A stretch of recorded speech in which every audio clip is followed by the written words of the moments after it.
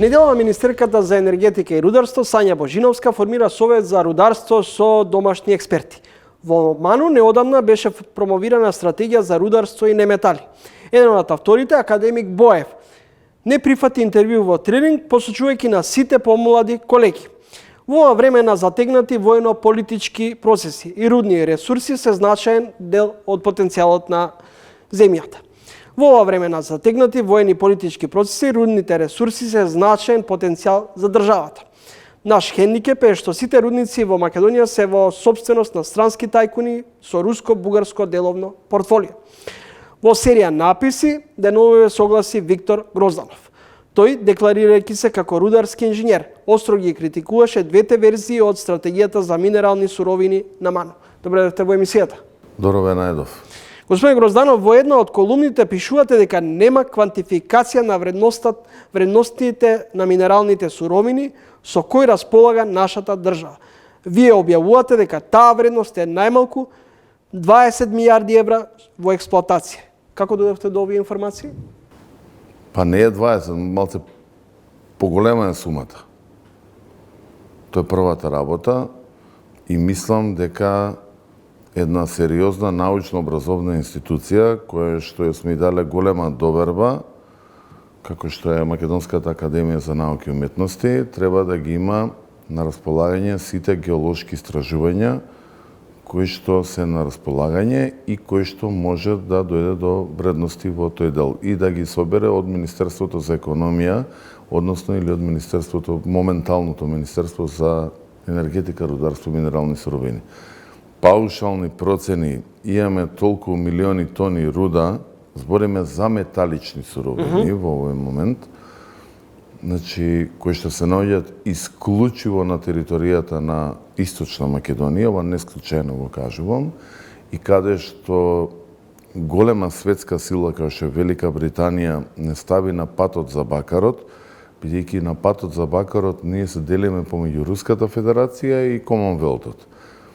И овој кредит кој што го зема Македонија не е ништо случајно и они ќе сакаат да експлоатираат бакарната руда и Македонија да просперира од бакарот, златото и среброто кој што го поседува и тоа е токму во Источна Македонија. Значи, другите делови нема металични суровини. И тоа не е случајно. Зошто се сомневате во Македонската академија на науки и уметности? Сметате дека ги кријат податоците? Да. Вака, јас имав средба, значи, која што беше иницирана од нивниот соработник, господинот Александар Дединец, кој што можем да кажем дека е исклучително воспитан човек. Меѓутоа, моите професори од Технолошко-металуршкиот факултет, каде што барам да има средба, бидејќи нема ниту еден технолог и металург вклучен во стратегијата, а за екстракцијата на метали и на неметали, битен е токму овој факултет. И воопшто не се ниту воодушевени, ниту возбудени од мојата средба. Зошто се заобиколува факултетот? Што мислите? Тоа Блажо Боев ќе треба многу сериозно да го објасни.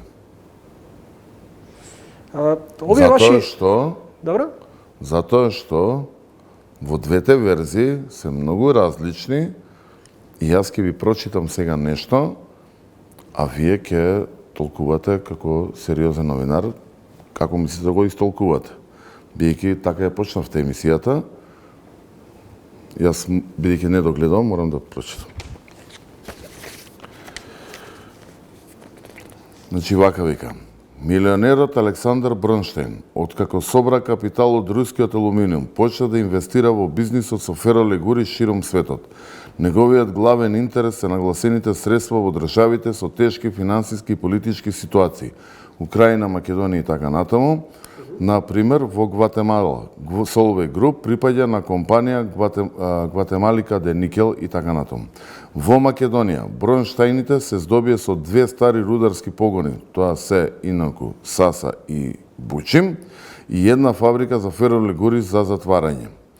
Трошоците се околу 100 милиони евра и се исплатиле во првите неколку години по лансирањето на компаниите. Интересно е тоа што лиценците почна да им се одземаат на ривалите на Solvay Group, руски капитал, под притисок на локалните активни екологисти. Еден од поактивните на ова поле беше Крум Велков, кој е отворен промотор на интересите на Руската Федерација во Македонија. Велков и неговиот вработен Ангел Наков спроведуваат активности против западните рударски компании, како што се Канаден Резервар Минералс или украинско-англиската Сардич. Тој ги поддржува, локалните невладини организации кои го напаѓаат проектот на рудникот за бакар и злато и ловица. Сите овие проекти во моментов се суспендирани. Препознавате тука политичко бизнис интереси? Да продолжам понатаму? Нема потреба. Не, имам уште да прочитам. Бидејќи на овие кои што ги споменувам, другар име личност која што татко во 69-та го кодеше Драган Богдановски. Можам да ја прочитам дел од неговото досие. Играат за Советскиот сојуз. Они сакаат. Целта е не може да влезе друг странски капитал освен руски. Ја немам ништо против русите. Имаат они проблем. Знаете каде е проблемот? Јас сум соработел со луѓе кои што работеле во Русија, во Москва и тоа. Свртеле милиони евра. И викаат вака, на русин, немој да му ветиш дека нешто можеш да му исполниш. Доколку можеш да му исполниш, а не му го исполнуваш, може да и да поминете лесно. А ако не можеш да му исполниш, а си му земал пари за таа работа, тога веќе голем проблем со русите. Генерално, русите се коректни. Јас не ја сопирам руската инвестиција, а зашто русите да можат овие активисти, не случајно ги спомнав, да ги прогласуваат огромните наоѓалишта. И Ловица е најголемиот рудник во југоисточна Европа за бакар и за злато. И сад тоа треба да биде наоѓалиште, а Бучим да сака да го откупи. Односно, он по закон од чедото на Кодошот, кој што го сменил законот во 2017 година, да сака да го купи наоѓалиштето. Но не може така. Ја ве разбирам дека не можете да ме дофатите, меѓутоа ќе пробам да бидам поексплицитен. Во самиот вовед на конечната верзија на стратегијата за минерални суровини се посочува дека Европската комисија предлага зголемување на домашната експлоатација на критичните минерални суровини. Што од тоа поседува Македонија покрај бакарот, среброто, оловото, ретките метали потребни за модерните технологии? Видите, затоа постои геолошки завод. Значи, тој не може да молчи. Затоа постои Македонска асоциација за рударство. Ама бидејќи тие се под директна ингеренција на Solvay Group, кои што сега се представува дека се британци, значи од руси британци. Значи, тоа вично така се менуваат. И тие молчат. И тие не кажуваат што имаме ние. И што е најтрагично, имаме сектор за рударство, кој што ја држи во информативен мрак министерката почитуваната господја Сонја Божиновска. Имаме и Македонска асоциација на рударство, Пристопанска комора на Македонија. Таа ја држи во мрак. Значи, тие не се изјаснуваат. И на сето тоа, Ману мисли дека ќе пројде така. Извинете, другари, не може да го прогласиш рудникот Бучим дека е рудник за бакар. Рудникот Бучим бил за бакар и за злато. Што и да мислиме за господинот Чифлиганец? Збориме као граѓани на оваа држава. Што и све да не му измислија? Во неговите монографии јасно и недвосмислено пишува дека со златото на Бучим е направен златниот македонски денар. Со златото на Бучим е отворен голдмак со кој што во 92-та година удрил лопати со Киро Глигоров. Со златото на Бучим доделувал 13-та плата. Златото на Бучим го носел во рудникот Бор, во топилницата тамо, го топеле златото и го враќале назад. Златото од Бучим прво правило е дека мора да се продаде на Народна банка на Република Македонија. И наеднаш најголемиот експерт, ректор на универзитет, декан на геолошки и рударски факултет, академик Блажо Боев, прогласува дека Бучим е рудник за бакар. Добро, кај е златото? Ме интересира како наеднаш го снема. Геолошки да ми објасни. Само да ве исправам, ја не сум рударски инженер, јас сум инженер за екстрактивна металургија. Ние го екстрахираме злато, сребро, олово и ние знаеме постапката како тоа се произведува до метал. Мислам, не е тоа ваша грешка, говорете. Господин Грозданов, 3 странски компании ги имаат 5 рудници за олово, цинк, бакар и злато, како и мермерниот комбинат во Прилеп. Тие сите лани имале приходи од над 250 милиони евра и профит од околу 47 милиони евра. Прашањето ми е како ќе се реализира експлоатацијата на рудното богатство со профитерството на странците? Па сега видите, прво, значи ние не разговараме макроекономски. Ние разговараме на чувствителна тема. Разговараме со измами. Значи, не зборам за вас, вашето прашање е многу коректно и тоа го прашува целиот народ. Прво, ние имаме екологисти кои што лажат дека се плаќа само 2% или 3%, тоа се вика роялтис, некои го викаат роялити или роялтис. Тоа е надоместок за општината кај што се наоѓа рудникот. Меѓутоа, вие таму имате многу други типови на трошоци. И еве ќе ви кажам, и Ловица 14% ќе има импакт врз дефицитот на Македонија, кој ще е 2,7 милиарди евра у моментов. Тоа е отприлike 400 милиони евра, така? Импакт, значи ќе го намали 14%.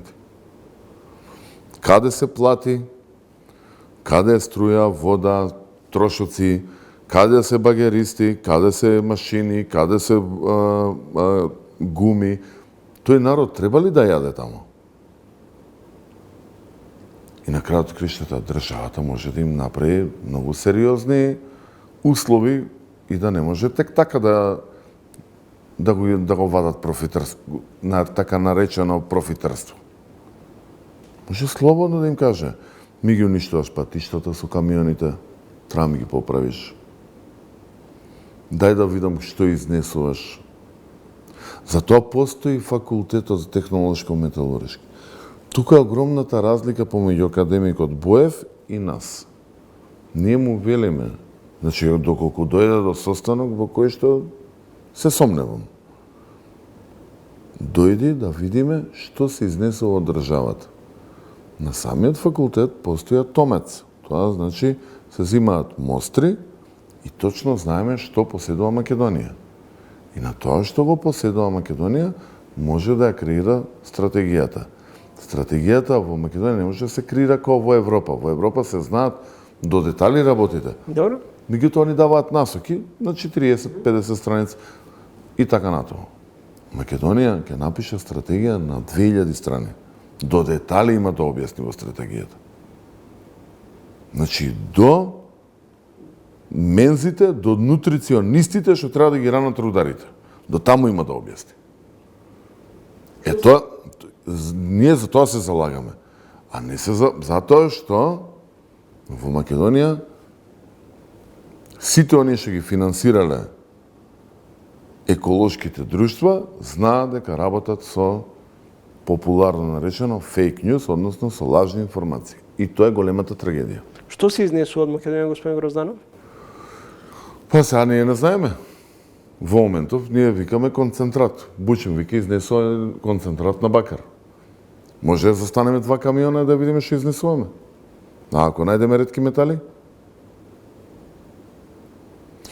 Да ви поставам прашање, односно не може да ви поставам прашање на јавноста, не на вас, бидејќи јас сум медиумски работник 23 години, најбезобразниот чин е на новинар да му поставиш прашање во негова емисија.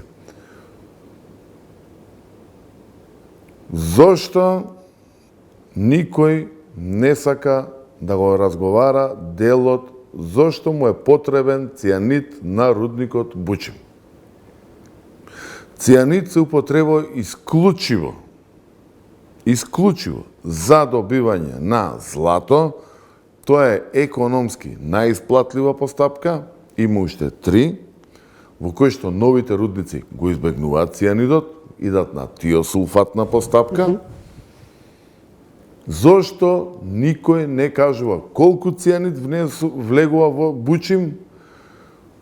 Зошто никој не кажува ако влегува, за која му е потребата? Тоа значи дека има злато. Во Тораница се случи инцидент. Го обвинија директорот дека извршил екоцид, што е ноторна лага. Го обвинија оние кои што гласа дека во Македонија може да се користи цијанид. Тоа е партијата на екологистите. ДОМ, Лилјана Поповска и Маја Морачанин. Да го знаете ова. Обвинија дека се срушила хидроеловишната брана. Тоа е измама. Се скрши цевка. Тораница користи стара технологија од пред 50 години. И да, во таа постапка се има дел кај што се употребува цијанид. За да се каже колку... Се извинам, малце експлицитно го објаснам, ако не ми е... Значи, тамо се кажува точно. Значи, Македонија не произведува цијанид. Македонија може да увезе цијанид. За да увезе цијанид мора да помине преку сектор за хемија при Министерство за здравство. И тие точно знаат колку цијанид и каде се користи. И не ли е срамота да кажеш дека цијанидот е отров? Па знаеме сите дека отров цијанидот. Ама во контролирана состојба, тој иде... се контролира, нели? Уважаеми Грозданов, малце... медиумски експерт долги фала. години, кој го афирмира и своето есенцијално образование, рударски инженер. Не сум рударски. Дипломиран инженер за екстрактивна металургија. Злато, рудници, под вревата на невладините организации, кои често ги спомнувате во текот на овој разговор, можно ли е да платиме високи пенали за канадската компанија која треба да го експлоатира овој метал, чија цена во безбедносните ризици вртоглаво расте, особено овој период? Доколку фирмата Казандол, односно Сардич, само за бакар, ако не добие на арбитража, ќе платиме околу 417 милиони евра.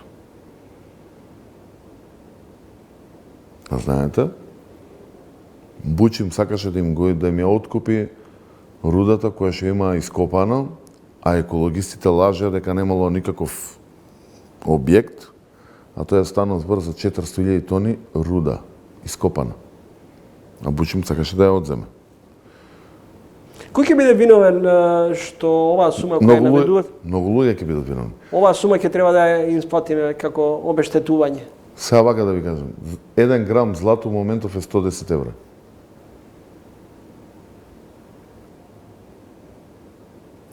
Проценката на Генезис и Лобица е негде околу 200 и уште на неколку места околу 200 тони злато.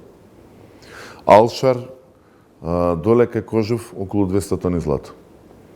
По 110 евра, тоа е 22 милиарди евра злато. И тоа не е критичен метал. Бакарот е критичниот метал, а ние лежиме на бакар. Принципите на Европската унија за експлоатација на рудните потенцијали се подпираат на економски, социјални и еколошки столбови. При тоа пишува во стратегијата на МАНУ, повторно за МАНУ, заштитата на животната средина покрај законската регулатива се користи и етиката на добрата деловна пракса, како добаво да се решава преку правен и деловен амбиент. Значи, видете сега. Најстариот рудник во светот е најден во Свазиленд пред 200.000 години. Тоа е научно докажано. Најстариот рудник на Балканот е пред 5000 години и тоа е за бакар. Тоа е нешто над Крива Паланка во Србија се наоѓа, тука во тој регион. И затоа, значи, бакарот, значи, линијата бакар напомина низ Источна Македонија и оди све до Кипар, значи преку Грција, и затоа Кипар е од Копер, Кипар, тоа е името. Значи, рудниците граделе градови. Рудниците го развиле земјоделието. Затоа викаат земјоделието е почнува во бакарното време и најмногу е развиено во бронзеното време. Не вика на краставиците и патлиџаните времето, туку на бакарот времето. И ние го имаме бакарот како основен елемент. Ние влеговме во НАТО. НАТО застанува, бака, да речеме, алце, може непријатно од моја страна, меѓутоа, Украина е разрушена, така? Некој треба таа Украина да ја гради.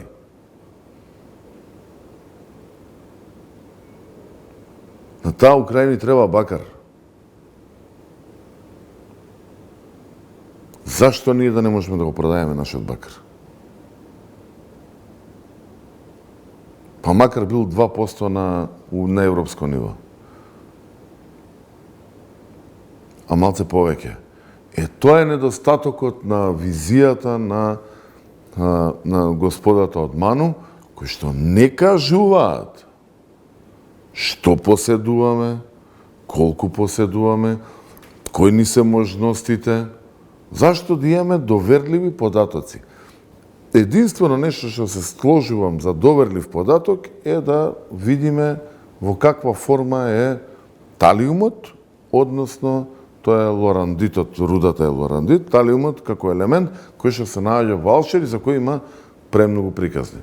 Дали за странците би бил интересен Алшер? Тоа треба минеролозите да го кажат, тоа не сум спремен за тоа.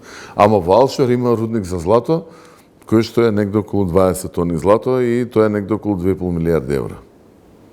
Што не е воопшто мала сума. Па са, бака... Ама токму академик Боев не разбира дека Виктор Грозданов работел со медиуми и как почитуваната наша колешка Шолјаковска, која ше во пензија, кажува дека тоа е мало наоѓалиште. Сега, треба како академик да каже, мало наоѓалиште е тоа сконцентрирана руда, која ше исплатлива, или е распрсната, па сега не се исплати да ја копаме. Атакувате, во текот на разговорот најчесто атакувате врз Македонската академија на науки и уметности и исклучиво врз академик Боев. Затоа што он е раководител на проектот. Не сум ја раководител. Што се крие за... А јас му давам можност да се... Препознавате своевидна конспиративност околу целиот овој случај? Да. Зошто? Еве, го повикувам господинот Боев. Нека ме одбегне мене. Нека не сака ни да разговара со мен. Го повикувам на кафе на Технолошко-металуршки факултет. Да го пречека професор доктор Александар Димитров. Некогашен декан, 2 мандати, професор за менаџирање со отпад, феролегури и така натаму. Таму ќе бидат присутни професор доктор Перица Пауновиќ и професор доктор Горан Ачевски. Тие се сите од Институтот за екстрактивна металургија. Нека седнат, нека разговарат. Ама да има двајца сведоци. Едно е да бидете вие, а вториот да биде камерманот. И да се снима разговорот. Може? Благодарам за гостувањето во емисијата. Ви благодарам и на вас. Виктор Грозданов во ова издание на ТВ магазинот Тренинг.